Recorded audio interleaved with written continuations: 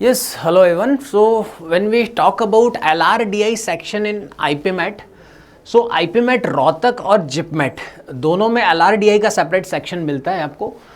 रोहतक में there are 40 questions related to this section और जिपमेट में आपको 33 क्वेश्चंस मिलते हैं। सो आज हम थोड़ा सा कंपैरेटिव स्टडी करेंगे यहाँ पे कि रोहतक में और जिपमेट में जो एलआर का सेक्शन मिलता है क्या डिफरेंस है, टॉपिक वाइज किस टॉपिक पे क्वेश्चन किस में आते हैं किस में नहीं आते। बहुत सारे लोगों को ये लगता है कि दोनों में आता है तो दोनों में एक जैसे टॉपिक्स आते हैं, बट कुछ कुछ डिफरेंस है। जहाँ जहाँ चीज़ों में डिफरेंस है वो मैं एक बार आपको दिखा देता हूँ। सबसे पहले तो टॉपिक्स एक बार देख ले क्या क्या टॉपिक्स आपको मिलेंगे। सो जैसे मैंने यहाँ पे लिखा है ऑड वन आउट होता है, कोडिंग डिकोडिंग सीक्वेंस सीरीज पे बेस्ड क्वेश्चंस आते हैं, एनालॉजीज पे आता है, सिंबल्स नोटेशंस पे क्वेश्चंस आते हैं, कुछ मैथमेटिकल ऑपरेशन बेस्ड क्वेश्चंस आते हैं जहाँ पे आपको बॉड मास लगाना होगा, ब्लड रिलेशन पे क्वेश्चंस आता है, डायरेक्शन सेंस आपको मिलता है, इनपुट आउटपुट है, डिडक्शंस, कुछ लोग डिडक्शन को सिलॉजिज्म भी बोलते हैं, वेन डायग्राम पे बेस्ड पजल्स बनती हैं। इसके अलावा क्यूब्स एंड डाइस डिस्ट्रीब्यूशन की कुछ पजल्स आपको मिलती है जहाँ पे आपको कुछ डेटा डिस्ट्रीब्यूट करना है। कई बार फिगर बेस्ड क्वेश्चंस भी आपको मिलते हैं। फिगर्स में भी series based questions, odd one out analogies वाले टाइप के क्वेश्चंस हैं जो आपको यहाँ पे मिलते हैं। विजुअल रीजनिंग जिसको बोलते हैं, लीनियर अरेंजमेंट, सर्कुलर अरेंजमेंट पे बेस्ड पजल्स बनाई जाती हैं जहाँ पे आप लोगों को चीज़ों को एक रो में, क्यू में या सर्कल में अरेंज करते हैं। अपार्ट फ्रॉम दिस क्लॉक्स और कैलेंडर्स भी इंपॉर्टेंट टॉपिक्स हैं जिन पे क्वेश्चंस बनाए जाते हैं। रैंकिंग और कंपैरिजन जहाँ पे आप लोगों को कंपेयर कर रहे होंगे एज के हिसाब से, हाइट के हिसाब से, मार्क्स के हिसाब से, रैंक के हिसाब से कंपेयर कर रहे हैं, एक ऑर्डर बना रहे हैं लोगों को। ठीक है, सिलेक्शन पे बेस्ड जब आप टीम सेलेक्ट करते हैं तो ग्रुप सेलेक्ट करते हैं तो by following the given conditions कुछ कंस्ट्रेंट्स आपको देगा जिसके बेसिस पे आपको टीम्स का सिलेक्शन करना होता है। ओके, ये कुछ क्रिटिकल रीजनिंग के टॉपिक्स हैं। Assertion and reasoning, statement, course of action, cause effect भी आता है इसमें। ठीक है, बाइनरी लॉजिक का एक टॉपिक होता है इसी में, और डेटा सफिशिएंसी और डेटा इंटरप्रिटेशंस। ये सारी चीज़ें हैं जो हम सब तैयार करते हैं आईपीमेट के रिस्पेक्ट में, आईपीमेट के लिए, रोहतक के लिए या फिर जिपमेट के लिए। बट अब इसमें डिफरेंस क्या है, रोहतक में क्या और जिपमेट में क्या होता है। देखो, रोहतक की अगर हम बात करें तो रोहतक में डीआई नहीं आता है। ठीक है, डीआई का सेक्शन रोहतक में बहुत ही अनसर्टेन है। पिछले कुछ सालों के एनालिसिस अगर आप उठा के देखेंगे तो 2019 में एक बार एक सेट दिखा था। वो भी आप प्योरली डीआई तो नहीं कर सकते, वो एक टाइम स्पीड डिस्टेंस का एक सेट था जो बोर्ड स्ट्रीम पे बनाया गया था।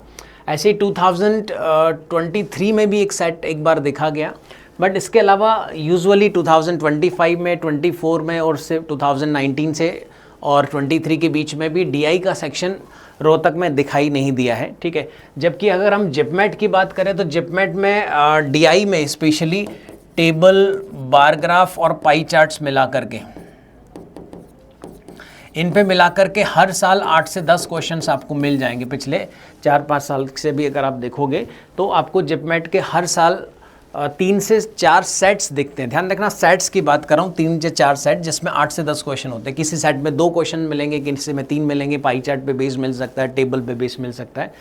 ठीक है, तो ये बहुत इंपॉर्टेंट डिफरेंस है दोनों में कि जिपमेट में हर साल डीआई दिख रहा है जबकि रोहतक में आपको डीआई नहीं दिख रहा है, रेगुलरली नहीं दिख रहा है। ठीक है, इसके अलावा जो मेजर डिफरेंस की मैं बात करता हूँ तो जहाँ पे थोड़े बहुत डिफरेंस जो है इन सेक्शंस में भी आपको मिलेंगे।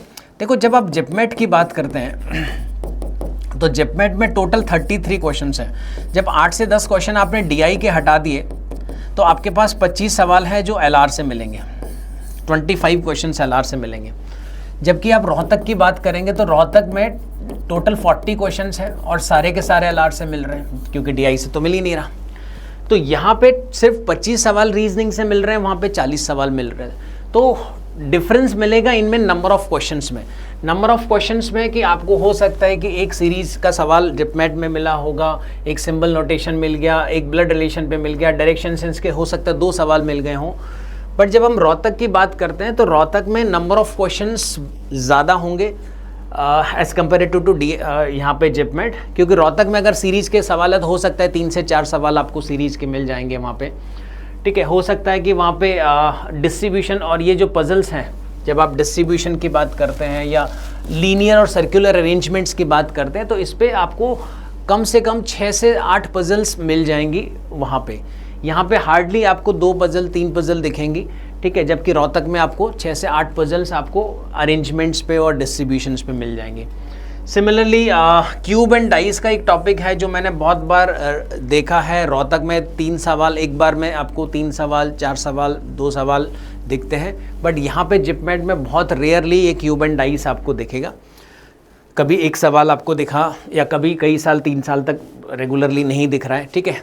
जिपमेट में इन टॉपिक्स का वेटेज बहुत ज़्यादा दिखता है मुझे। एनालॉजीज़ और ऑड मैन आउट पे आपको हर साल सवाल दिखता है और 2 सवाल 3 सवाल आपको दिख जाता है। तो ये टॉपिक्स जिपमेट में बहुत देखा गया है। रोहतक में जो एनालिसिस है उसके हिसाब से ये क्वेश्चंस आपको इस पे नहीं दिख रहे हैं।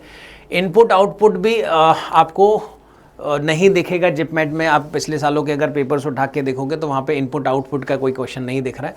डिडक्शंस जो है रोहतक में आपको डिडक्शंस पे 5 सवाल भी दिख जाएंगे। एक ऐसा साल भी आपको दिख जाएगा जब डिडक्शन पे, सिर्फ डिडक्शन पे, सिलॉजिज्म पे आपको 5 क्वेश्चंस आपको इसमें मिल जाएंगे। तो जिपमेट में वेटेज बहुत कम है, बहुत 1 या 2 सवाल किसी भी टॉपिक पे दिखता है, क्योंकि यहाँ पे सिर्फ 25 सवाल है, वहाँ पे 40 सवाल है, सारे के सारे रीजनिंग्स आ रहे हैं। तो ये भी एक मेजर डिफरेंस आपको यहाँ पे देखने को मिल सकता है। डेटा सफिशिएंसी एक और टॉपिक है। डेटा सफिशिएंसी बहुत रेयरली दिखता है इन एग्ज़ाम्स में, बट अगर आप जिपमेट और रोहतक के अलावा और एग्ज़ाम्स टारगेट करते हैं, अगर आप नरसिंह मोहन वाला टेस्ट देते हैं तो वहाँ पे ये अच्छा खासा वेटेज रखता है, इसलिए हम इसको पढ़ते हैं, ठीक है। क्रिटिकल रीजनिंग वाला पार्ट जो है, यस, ये क्रिटिकल रीजनिंग वाला ये जो पार्ट है, ये भी रोहतक में इस पे 3-4 सवाल आपको दिख जाएंगे। यहाँ पे हार्डली जिपमेट में 1 या 2 सवाल आपको कभी दिखेगा।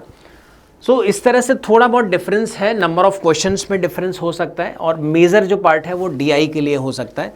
तो इस तरह से कुछ चीज़ें हैं जिस पे आपको अकॉर्डिंगली जो भी आप एग्ज़ाम टारगेट कर रहे हैं उसके हिसाब से आपको प्रिपरेशन करना चाहिए। तो इसके अलावा आपको आई वुड सजेस्ट कि आप जब भी किसी भी एग्ज़ाम की तैयारी कर रहे हैं, जिपमेट की कर रहे हैं, रोहतक की कर रहे हैं, तो आपको पिछले 5 साल के, कम से कम 5 साल के एनालिसिस ज़रूर देखने होंगे कि कौन से एग्ज़ाम में कितने नंबर ऑफ क्वेश्चंस हर साल आपको मिल रहे हैं, ठीक है, ताकि आपकी प्रिपरेशन उस हिसाब से रहे और आप ऑप्टिमाइज़ कर पाएँ कि क्या ऐसा तो नहीं है कि कुछ टॉपिक आपको पिछले 5 साल में नहीं दिखा है उस पर्टिकुलर एग्ज़ाम में और आप उस टॉपिक पे बहुत ज़्यादा एफर्ट्स लगा रहे हैं, या आप वो टॉपिक तैयार ही नहीं कर रहे हैं। तो आपको ये सब एनालिसिस करने की ज़रूरत पड़ेगी। चलिए, तो इसी तरह के इन्फॉर्मेटिव वीडियोज़ के साथ हम फिर से मिलेंगे इसी चैनल पे। तब तक के लिए wish you all the best. Thank you.